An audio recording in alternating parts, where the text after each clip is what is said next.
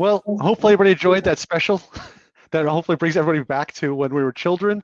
That always opened up and made me super happy because we're gonna watch the Peanuts or we're gonna watch some type of Christmas or Halloween special. So, Well, if you're Gen X, that is. There's right. hopefully there's a younger audience watching this. So kids, that was on Sunday nights before a Peanut special or another like CBS special. That would have Rudolph the been, Red-Nosed Reindeer. and it was like, When you had to yay! wait. You had to wait a year before you actually saw the special, and that's why it brings so much joy to your heart. It wasn't on DVD or constantly running on Apple. But this is a special. The comic we're going to talk about is a special advertisement we did. So we were trying to figure out. I'm like, if we had the comic book, I'm like, can we do something special like that to draw it? So we're doing it on the podcast. But today we're discussing the Pitchfire advertisement that we did. We're going to talk about how we eventually got to this idea, how Pitchfire, we were able to work with Pitchfire to come up with this comic, and then kind of delve into some of the nuances of the comic itself. So I think first, Tom, I'm going to turn it over to you because you are the marketing genius. You've had a lot of ideas about what you want to do for campaigns and so forth, and we've talked about how do we make money off of this? Like, how can we actually draw revenue? Because Eli's art is fantastic and it does cost money. Where do we get to keep on funding this? Because we are really enjoying it. So I think you've had some ideas, and we'll talk about how that then morphed into what we kind of did with Pitchfire. Yeah, we have a lot of ideas on how you can spend some money with us if you like. One is the content marketing aspect. So we haven't done that yet. So you've seen the stories that we've published already. I think they're a lot of fun. They also lend themselves to supporting a theme. One thing Peter, you and I talked about was, we've got a lot of stories that will be coming out in the future about CRM. And we all know how much there's a love-hate relationship with CRM. And there could be a content marketing aspect to, if you're a CRM organization, that would help support the importance of CRM being user-friendly and not doing all the things with CRM that salespeople hate. So that was sort of one of the originating ideas, which we haven't executed with a partner yet. We've certainly got product placement, right? If you looked at our comics, we got pens and we got coffee, we got CVS and Starbucks. And ChatGPT. We didn't mention this last time, but I think they paid us $1 million for that that spot in our comic.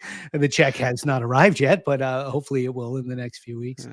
And then that led us to Pitchfire. So Peter, I'll hand that back to you on what we did here. Yeah, and I think I think we get into that. But one of the things to understand, to you mentioned, is so we can build around themes, but the Pitchfire at the time, and the reason why this came about was it really fit one of the episodes. So if you want to show that up, we got the asterisk there, but it played off of one of the comics that we had drawn. And by the way, all of these stories are true. All of these stories have experiences that we've had. So Tom and I have almost 50 years experience in sales, and there's 50 years of really stories here that we could play on in all aspects of direct sales, indirect sales, management, and so forth. So this one just happened to be, so as we started thinking about what we can do, really Eli's art really fits well with what we're trying to do, and really excited about it. And so it lends itself to creating satirical and funny, but really getting the point across and messaging across. And there's so many different nuggets into it. But the team at Pitchfire looked at this. They said, okay, we want to kind of play off of that asterisk a show where Ollie was trying to make a cold call and the woman wasn't giving him the time of day, and how difficult it is to get an appointment, which we all know. And Pitchfire fits into that pain of like, hey, we can solve this for you. So I think that fits and resonates with who we're trying to reach and who our audience is. Like, hey, we know the pain out there, and this company tries to solve one of those pains. So that's where it kind of merged with, it was a good fit for both of us. Yeah. And Ryan O'Hara from Pitchfire has a great sense of humor. So he was just really fun to work with on this story.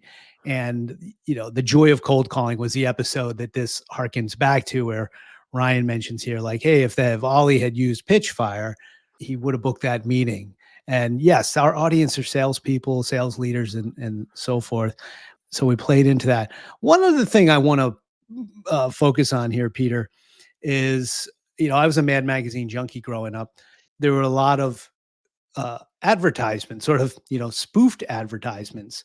So one of my favorite things, and Eli just nailed it, and Ryan was such a good sport about this, is that this plays off of that. It's a satire of an advertisement, and it's still an advertisement for Pitchfire, and it makes it a lot of fun. And I think we have to credit Eli with the header we put on here from the egregious advertisements and sickly sponsors department of graphic sales stories. So that was a little bit of a little more Eli genius. Yeah. And I got to point this out because in every comic I feel this. So if you've listened to different podcasts, we talk about Eli really wanting to make us superheroes.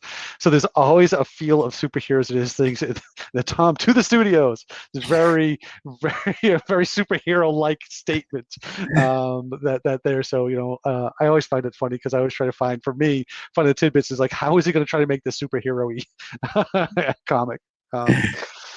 Little details are fantastic. So Yes. again, we talk about all the time the way the facial expressions, the way he does things, but the small little details. This is pretty funny. Tom and I review these things after he sends them to us, and we don't even notice some of the stuff. And he'll tell us, is like, by the way, if you zoom in, you can read this email to Ryan about how he smells or something. And like, oh, I didn't even read that, didn't even notice that, or the spelling for all this stuff is off. And so it's just the nuances that he does is fantastic. And I know Tom, you as an artist always are amazed, and I am amazed. He gets this is what Ryan looks like. He gets the pictures. He does the actual facial expressions and the characters so well to look like the actual person. It's amazing. It is amazing. I mean, portraiture. I do some painting as a hobby, and I've done some portraits in my life, and they're unbelievably hard. And Eli has they're portraits of us and everything, but look at these shots of Ryan O'Hara. This looks just like Ryan O'Hara, like nailed it. And I just, I'm blown away. And by the way, because another person reached out to me last week, there is no artificial intelligence drawing these comics. It's Eli Fivestone. You can use to illustrate Eli is not shorthanded for artificial intelligence. Eli is a person. Eli's a real human being.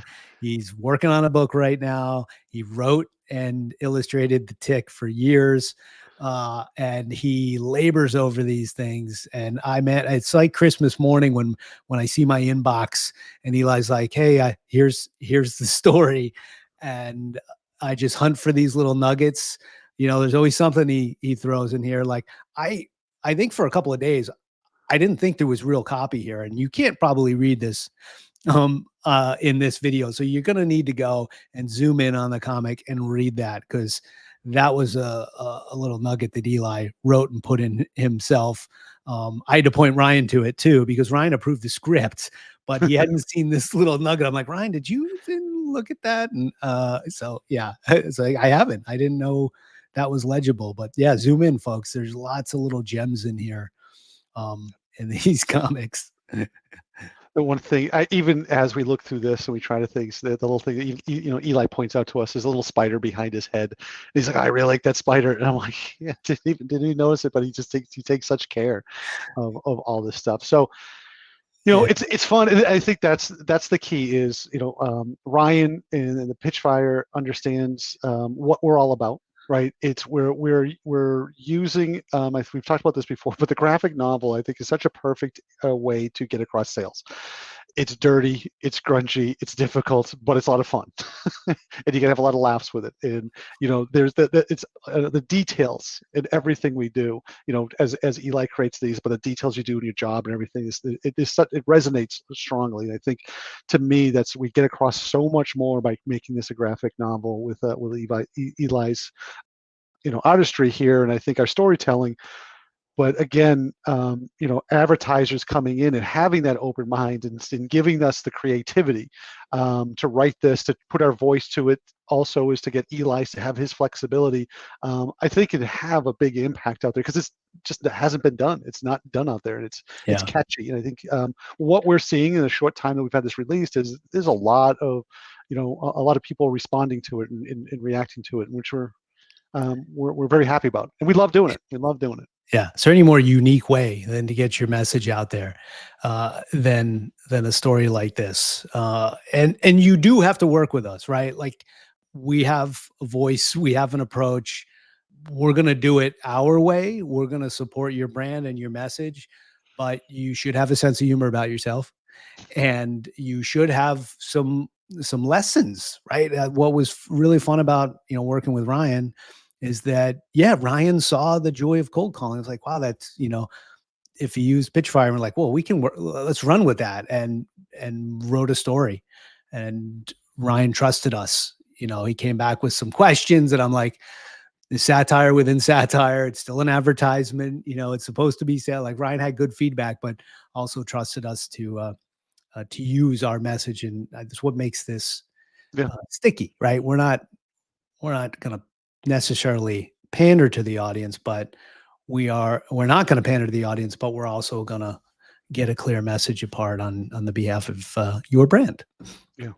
And I think that's the big part as we went into this, and we've talked about the first one, but we have a lot of stories to tell, and there's a lot of lessons to be learned, and a lot of things. Sometimes it's these funny stories and fun things are just experiences that everybody can relate to. So you might not have exactly the same thing, experiences that we've had or what we're describing, but you can relate to it because you've definitely had those situations. So I think that's, if you've got an audience that understands and can relate to the story being told, it helps with the branding and the advertisements there, because they can then relate to how you fit into their world. And that's where we're not trying to just sell anything. We're trying to say something that really drives to our audience. And, this is, we want to support those people, especially the people trying to get off the ground with new ideas about how to do these things. Because we are entering a world where things are completely different. When I first started in sales, I had to go to the library to open up the business library to find the numbers to cold call and who was going to cold call. Well, the world is different today. So these new tools that are out there, they can really help us do better at our job.